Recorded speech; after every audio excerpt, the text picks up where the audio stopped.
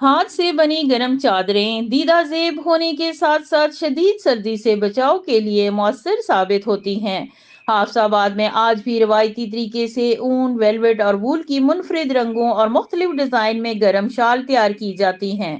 खड्डी की खटखट से चादरें कैसे तैयार की जाती हैं, जानते हैं इस रिपोर्ट में। जदीद मशीनी दौर और खड्डी की खटखट आज भी आपको माजी के दौर में ले जाती है। हाफसाबाद में चादरें तैयार करने वाले कारीगर आज भी इस सनत को जिंदा रखे हुए हैं। खड्डी पर चादर तैयार करना इंतहाई मेहनत तलब काम है। ताना बन भी जाए तो एक चादर की तैयारी में पूरा दिन गुजर जाता है। खड्डी की तैयार शुदा चादरें खरीदने के लिए लोग दूर दराज से यहाँ का रुख करते हैं।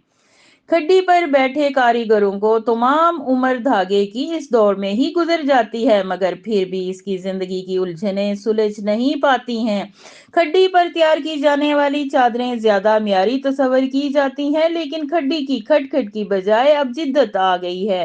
तरीक़ेकार वही, लेकिन दौरे मशीनी हाथ से चादर तैयार करना। चादरों की फर्क सिर्फ इतना कि मशीन पर चादरें थोड़ा जल्द तादाद में ज्यादा तैयार हो जाती हैं, लेकिन इस जदीद दौर में लोग आज भी हाथ से बनी चादरें सर्दी की शिद्दत से बचाव के लिए ज्यादा पसंद करते हैं। महंगाई के बायस इन गर्म चादरों की सनत जवाल पजीर हो रही है। कारीगरों का कहना है कि अगर हुकूमती सरपरस्ती हासिल हो जाए तो इससे ना सिर्फ इससे वाबस्ता लोगों का रोजगार चल पड़ेगा, बल्कि बैरूनी ममालिक से भी ज़र मुबादला हासिल होगा।